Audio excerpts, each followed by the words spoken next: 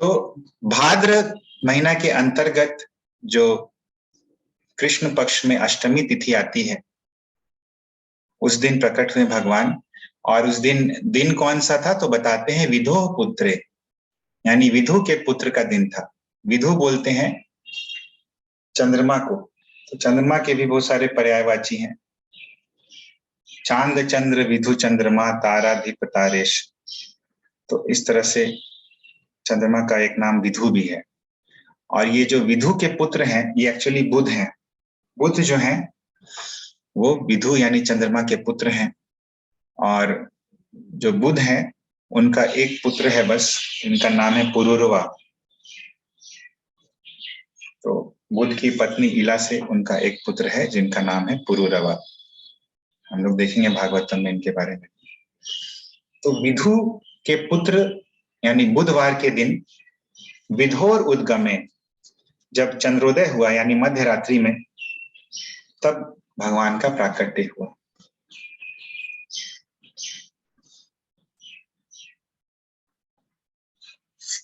Further बताते हैं कि जिस समय भगवान का प्रकट हुआ उस समय कौन सा योग चल रहा था, कौन सा नक्षत्र चल रहा था। तो बोलते हैं योगे हर्षण नामनी, हर्ष नाम का योग चल रहा था। और नक्षत्र कौन सा चल रहा था, शुद्ध विधि में पूर्ण परह, तो रोहिणी नक्षत्र चल रहा था। और जिस समय भगवान प्रकट हुए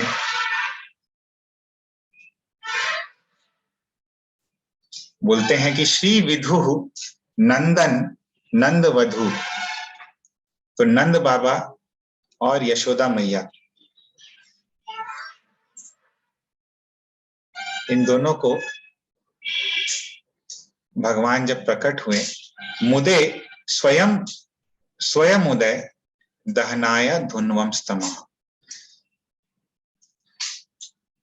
तो रात में जो अंधकार था और जो अज्ञान का अंधकार होता है, तमा होता है, उसको भगवान ने नष्ट करते हुए और यशोदा मैया को आनंद देने के लिए स्वयं भगवान प्रकट हो गए, स्वयं उदय।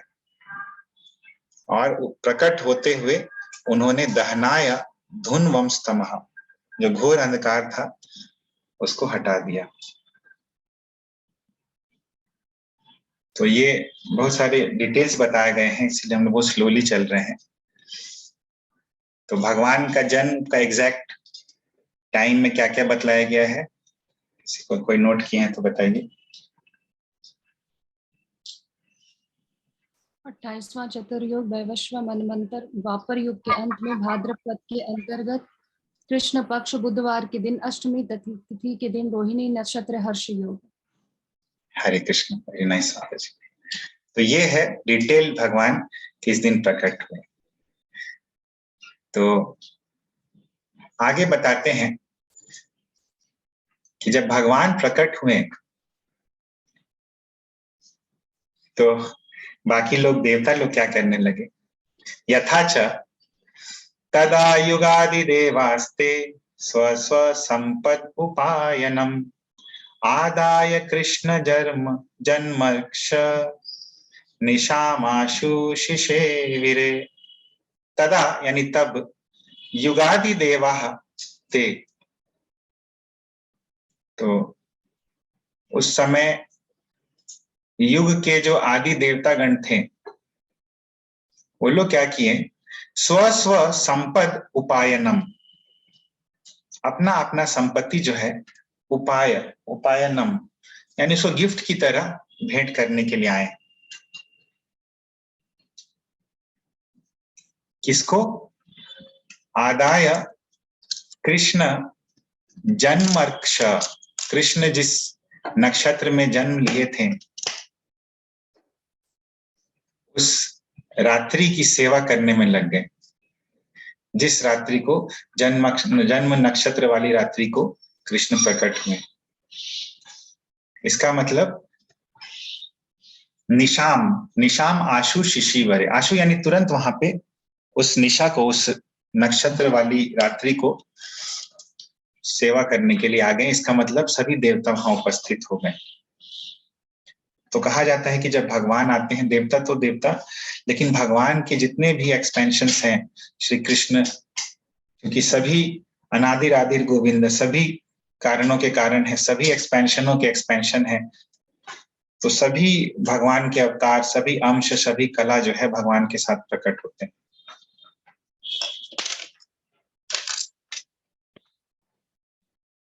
तो अभी भगवान का जब प्राकट्य हुआ तो देखिए बाकी चीजों का वर्णन कितने अच्छे से किया जा रहा है, और कौन कौन प्रकट हुए भगवान के प्राकट्य के समय।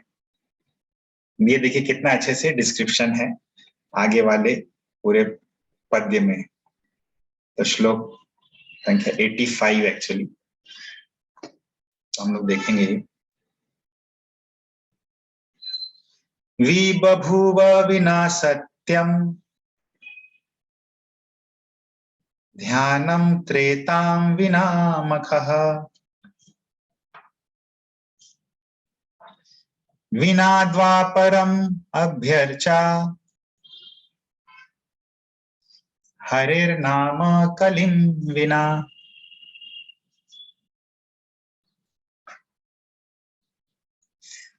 तो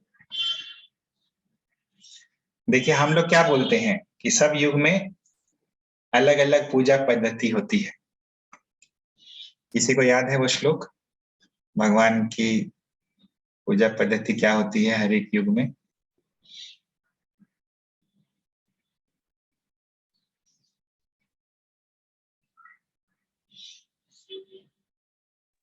कृते यद्ध्यायते विष्णु त्रेतां यजतो मखे द्वापरे परिचर्यायां कलौ तद् कीर्तने।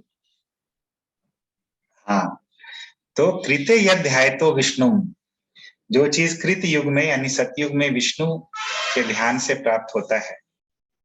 किन्होंने किया था विष्णु का ध्यान कृत युग में, सतयुग में, और प्राप्त किया था?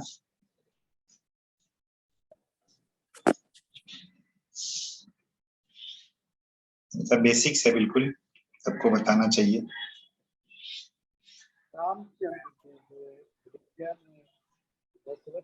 प्रहलाद महाराज।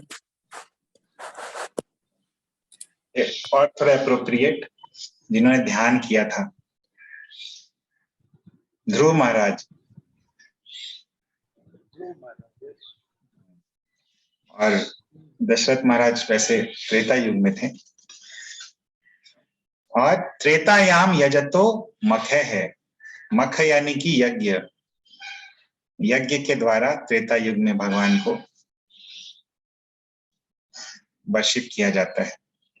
हम लोग उसका उदाहरण कई बार देखते हैं रामायण में। यज्ञों का, कई प्रकार के यज्ञों का वर्णन है, किस प्रकार जो विश्वामित्र मुनि हैं वो भी यज्ञ करवाते थे, दशरथ महाराज ने यज्ञ करवाया। अधिकतर देखिए आप त्रेता युग में यज्ञों का वर्णन है। द्वापरे परिचर्यायम, और द्वापर युग में परिचर्या यानी भगवान का डीटी वर्शिप। हम लोग देखते हैं जब रुक्मिणी जी का अपहरण करते हैं कृष्ण, तो रुक्मिणी जी भी विग्रह की ही पूजा करने जाती हैं। गोपी लोग भी देखिएगा विग्रह की पूजा करने जाती हैं। तो विग्रह पूजा, अर्च विग्रह की पूजा उस समय का प्रधान धर्म होता है। और कलौ तद हरि कीर्तनात्, और कलयुग में हरि कीर्तन, तो कलयुग में हरि कीर्तन से वही फल मिलता है जो सतयुग में ध्यान, त्रेता युग में यज्ञ, द्वापर युग में अर्च विग्रह की पूजा से मिलता है। वह कलौ तद हरि कीर्तनात्, तत् वही चीज कलौ कली युग में हरि कीर्तनात्, हरि कीर्तन से प्राप्त हो जाती है। और हरि कीर्तन से तो महाप्रभु की कृपा से कृष्ण प्रेम प्राप्त हो जाता है, गोलोक धाम प्राप्त हो जाता है। तो कलयुग में ये सबसे बड़ा एडवांटेज है जो कि किसी युग में नहीं। अगर किसी को गोलोक धाम जाना है तो कलयुग के माध्यम से आके वो गोलोक धाम जाता है, सामान्य जीव। और बाकी युगों में भगवान के अन्य धामों को जा सकता है। गोलोक धाम के लिए उसको कलयुग में आना पड़ेगा। खासकर चैतन्य महाप्रभु जिस कलयुग में अवतरित हुए हैं उसमें ये प्रभाव ज्यादा रहता है। चैतन्य महाप्रभु के प्राकट्य से 10,000 साल तक ये प्रभाव स्ट्रांग रहता है और उसके बाद कलयुग बहुत ही विकृत स्वरूप ले लेता है।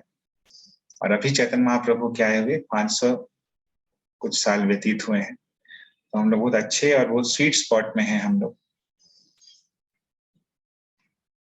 तो भले ही जितना कलयुग का प्रभाव है चारों तरफ, बट ये हमारा बहुत ही स्वीट स्पॉट है, इसका हम लोग पूरा लाभ उठा सकते हैं और उठा भी रहे हैं आप लोग सभी लोग।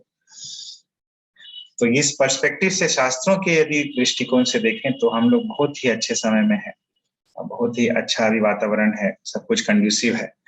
बोलते हैं कि कलयुग के अंत में धार्मिक क्रियाओं को करना मुश्किल हो जाएगा, कोई करेगा तो फिर बहुत मुश्किलों का सामना करेगा, जबकि अभी ऐसा नहीं। और खासकर भक्ति की क्रियाओं को करना, बहुत कुछ ही भक्त पॉकेट्स में मिलेंगे कलयुग के अंत में, क्योंकि उस समय तक अधिकांश भक्त लोग जिनको जाना रहेगा भगवत धाम वो चले जाएंगे। तो यहाँ पे देखिए भगवान जब प्रकट हुए तो बताते हैं कि विना सत्यम ध्यानम विबभूव, यानी सतयुग के बिना ध्यान प्रकट हो गया।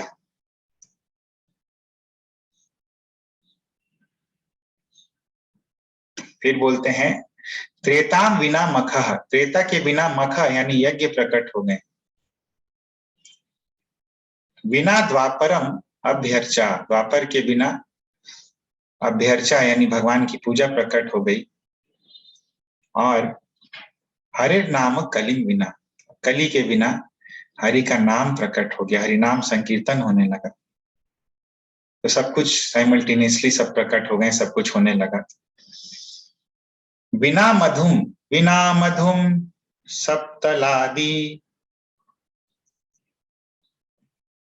विनोष्णम पाकिमामृता,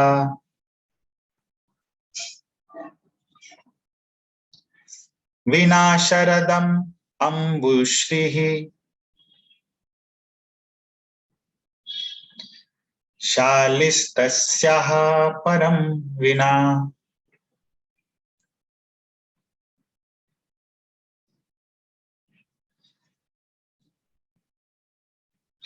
तो बिना मधुम सप्तलादि, बिना मधु यानी बसंत ऋतु के सप्तल आदि यानी नव मल्लिका आदि पुष्प जो हैं वो पुष्प प्रकट होने लगे। जनरली वो उस प्रकार के पुष्प मधुमास में यानी वसंत ऋतु में प्रकट होते हैं। तो वसंत ऋतु को मधु भी कहा जाता है क्योंकि सभी पुष्पों में, सभी फूलों में, सभी प्रकार से जो वृक्ष हैं उनमें रस का संचार हो जाता है इस सीजन में, इस ऋतु में। तो बिना वसंत ऋतु के ये मल्लिका आदि पुष्प जो हैं वो खिलने लगे, नव मल्लिका आदि। और बिना उष्णम पाकिम आम्रता, और बिना गर्मी के आम इत्यादि पकने लगे। आम्र यानी कि आम, आम के फल बिना गर्मी के पकने लगे। क्यों? भगवान की सेवा करने के लिए सभी आम जो है उत्कंठित थे। और बिना शरदम अम्बुश्री, शरद ऋतु की खास बात क्या होती है कि जल बहुत ही सुंदर लगता है। जो अम्बुश्री ही, अम्बु यानी कि जल, तो सरोवर इत्यादि बहुत ही सुंदर होते हैं शरद ऋतु में। तो ये हम लोग देखते हैं गोपी गीत में भी। कहाँ देखते हैं, किसी को याद है?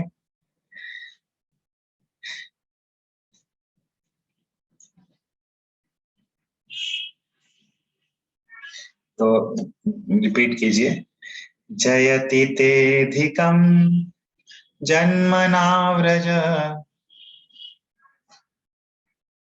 शयत इंदिरा शश्वदत्रहि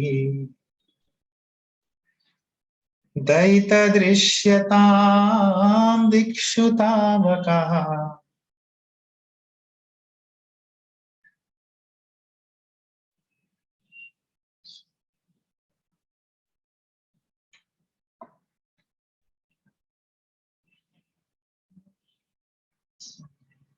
त्वयि धृता सवा त्वां विचिन्वते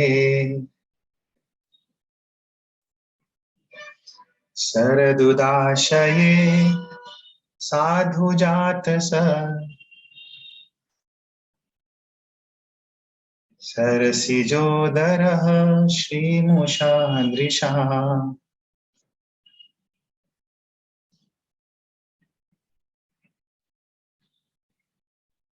तो यहाँ पे देखिए बोलते हैं शरद उदाशये साधु जात सत। शरद उद आशये, शरद कालीन उदाशय में, उदाशय यानी सरोवर में, साधु जात सत, जो बहुत ही सुंदर, साधु यानी बहुत ही सुंदर खिलता है, प्रकट होता है। क्या चीज? सत सरसिज, बहुत ही सुंदर, सरसिज यानी कि कमल। तो जो सुंदर कमल शरद उदाशय यानी शरद कालीन सरोवर में खिलता है, उसका जो सरसिज उदरम, सरसिज उस कमल का जो उदर होता है यानी जो बीच वाला भाग होता है, श्री मुषादृशा, उसी प्रकार आपका ये सुंदर रूप है। जो शरद कालीन शांत सरोवर, साफ सुथरा सरोवर में जो कमल का फूल खिलता है, उसका जो उदर होता है, उसका जो बीच वाला भाग होता है, वो जितना सुंदर होता है, उसी की सुंदरता आप में है, ऐसा गोपियां कह रही हैं। तो शरद कालीन ऋतु का अंबु बिना शरद के जलों की, जलाशयों की शोभा बढ़ गई थी। और शालिस तस्याह परम विना, और जो अगहन ऋतु है, हेमंत के बिना उस अगहन ऋतु में जो धान्य इत्यादि होते हैं वो अंकुरित होने लगे। फिर नेक्स्ट देखते हैं, शिशिरेण विना माध्यम, शिशिरेण विना माध्यम बिना बिना नाम्बुज विस्तृतिः बिना ज्योतिष शास्त्रेण ग्रहाणाम शुभदा स्थितिः। तो हम लोग देखें एक चीज, शिशिरेण विना माघ्यम, अघन के जो धान होते हैं वो शिशिर के बिना, हेमंत ऋतु के बिना प्रकट होने लगे। विनाह नाम भुज विस्तृति, तो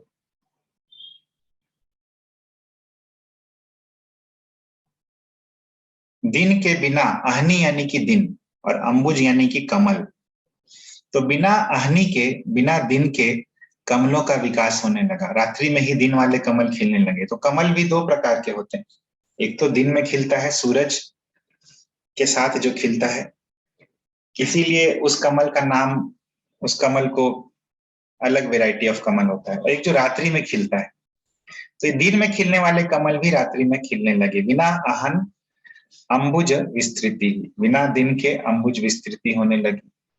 बिना ज्योतिष शास्त्रेण ग्रहाणाम शुभदा स्थिति, और ज्योतिषियों की सम्मति के बिना सभी ग्रहों की शुभप्रद स्थिति हो गई।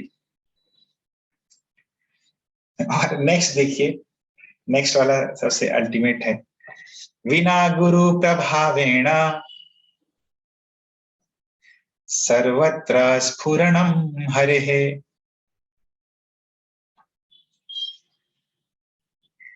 विना सूति प्रतीत्या च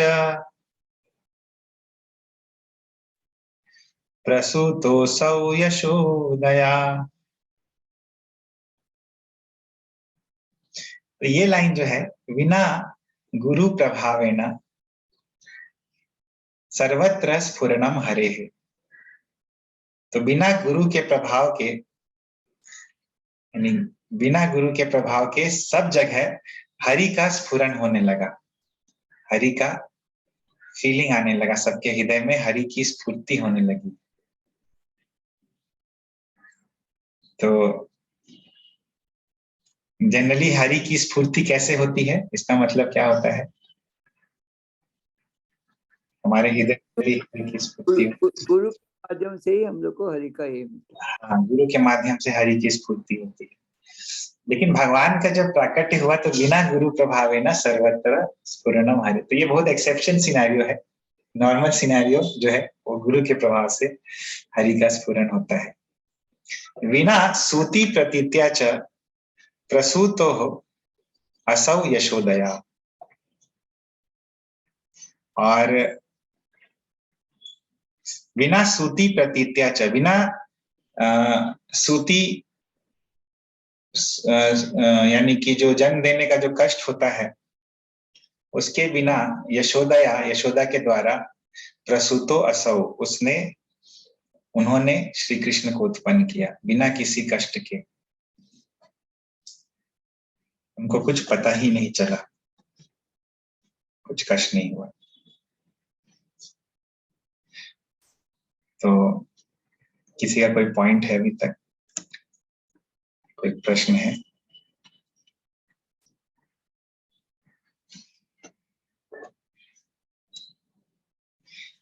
द्वापर में है कि विग्रह का पूजा, लेकिन फिर भी यज्ञ किए थे ना युधिष्ठिर महाराज। हाँ, हरि को, वो तो राजसूय यज्ञ था, उसका दूसरा पर्पस था। एक्चुअली यज्ञ तो हर में कर सकते, लेकिन जो प्राइमरी रिलीजन होता है, जो प्राइमरी तरीका होता है हर युग में, वो अलग होता है। हालांकि करते सब हैं, हम लोग कलयुग में भी अर्च विग्रह करते हैं।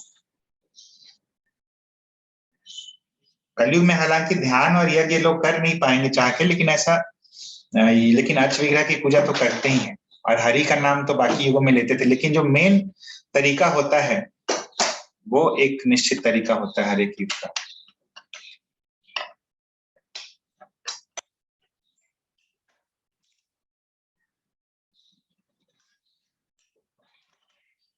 और किसी का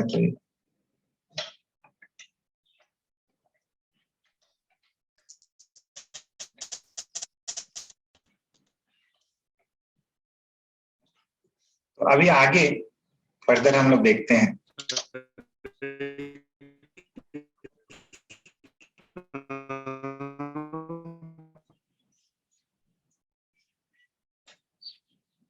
तद इदम अग्रे व्यक्ति करिष्यते, वो सब जो है, हरे कृष्णा, तो तद इदम अग्रे व्यक्ति करिष्यते, वो सब जो अभी हम लोग और भी कुछ कुछ भगवान के प्राकट्य के समय की जो बातें हैं आगे व्यक्त करेंगे। तो इतना हम लोग देखें।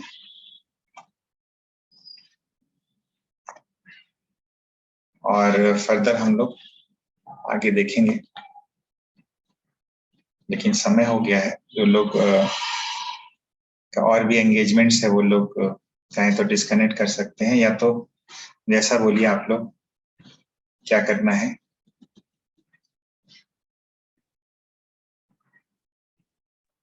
कंटिन्यू करेंगे प्रभु।